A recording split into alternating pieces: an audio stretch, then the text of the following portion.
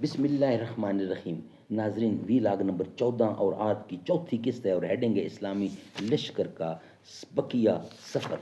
ناظرین، یہ ہم آپ کے سامنے غزوہ بدر کبریٰ پیش کر رہے ہیں۔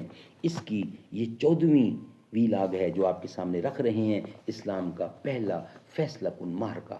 اس کے سب ہیڈنگ آپ کے سامنے ہم پیش کر چکے ہیں 13 قسطوں میں، یعنی غزوے کا سبب، اسلامی لشکر کی تعداد اور کمان کی تقسیم، بدر کی جانب اسلامی لشکر کی روانگی، مکے میں خطرے کا اعلان، جنگ کے لیے اہل مکہ کی تیاری، مکی لشکر کی تعداد، کابل یعنی قبائل بنو بکر کا مسئلہ، جیش مکہ کی روانگی، قافلہ بچ نکلا، مکی لشکر کا ارادہ واپسی اور باہمی پھوٹ، اسلامی لشکر کے لیے حالات کی نزاکت، مجلس شورا کا اجتماع، اسلامی لشکر کا بقیہ سفر۔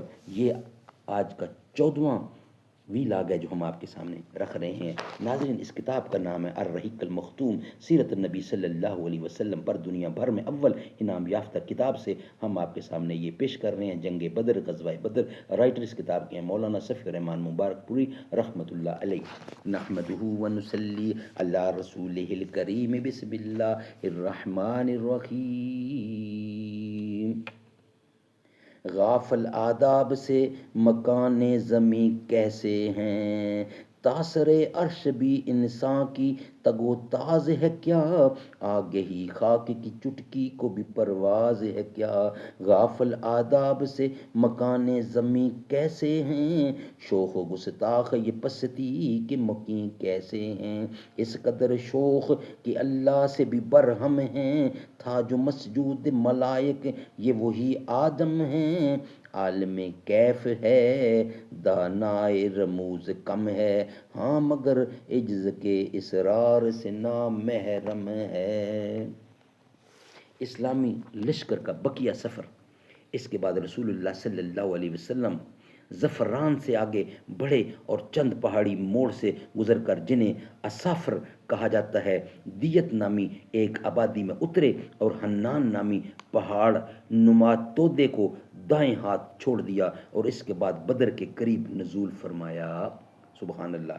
جاسوسی کا اقدام، یہ ہیڈنگ ہے اسی کا۔ یہاں پہنچ کر رسول اللہ صلی اللہ علیہ وسلم نے اپنے رفیق غار حضرت ابو بکر صدیق رضی اللہ کو ہمراہ لیا اور خود فراہمی اطلاعات کے لیے نکل پڑے۔ ابھی دور ہی مکے سے لشکر کے کیمپ کا جائزہ لے رہے تھے کہ ایک بوڑھا عرب مل گیا اور رسول اللہ صلی اللہ علیہ وسلم نے اس سے قریش اور محمد و اصحاب محمد کا حال دریافت کیا۔ دونوں لشکر کے متعلق پوچھنے کا مقصد یہ تھا کہ آپ کی شخصیت پر پردہ پڑا رہے، لیکن بڈھے نے کہا، جب تک تم لوگ یہ نہیں بتاؤ گے کہ تمہارا تعلق کس قوم سے ہے، میں بھی کچھ نہیں بتاؤں گا۔ رسول اللہ صلی اللہ علیہ وسلم نے فرمایا، جب تم ہمیں بتا دو گے تو ہم بھی تمہیں بتا دیں گے۔ اس نے کہا، اچھا تو یہ اس کے بدلے ہے؟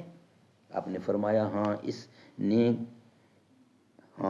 اس نے کہا، مجھے معلوم ہوا ہے کہ محمد اور ان کے ساتھی فلاں روز نکلے ہیں، اگر مجھے بتانے والے نے صحیح بتایا ہے تو آج وہ لوگ فلاں جگہ ہوں گے، اور ٹھیک اس جگہ کی نشاندہی کی جہاں اس وقت مدینے کا لشکر تھا۔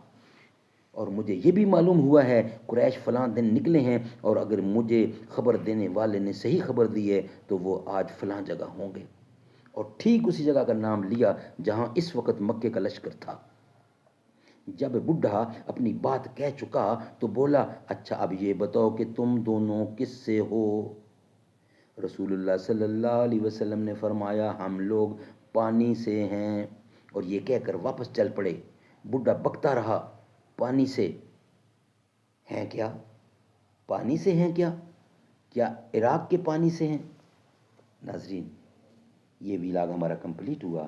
نیکسٹ ویلاگ جو آج کی 5ویں اور آخری قسط ہوگی، اور جو ویلاگ ہوگا 15 لشکر مکہ کے بارے میں اہم معلومات کا حصول، یہ ہم آپ کے سامنے رکھیں گے نیکسٹ اور آخری ویلاگ کی صورت میں۔ ابو بکر عمر ہوں گے، عثمان علی ہوں گے، حسنین کے نانا کی کیا بزم سجی ہوگی، جائیں گے مدینہ میں لے جائے گا اللہ جب، دل سجدہ کنا ہوگا آنکھوں سے چھڑی ہوگی، آقا ہے قمر بے شک، اصحاب ستارے ہیں، اس چاند کے ہر جانب تاروں کی لڑی ہوگی، جب وادی طائف میں رنگین ہوئے جوتے، عرشوں پہ فرشتوں کے دل پر بھی بنی ہوگی، دربار رسالت کی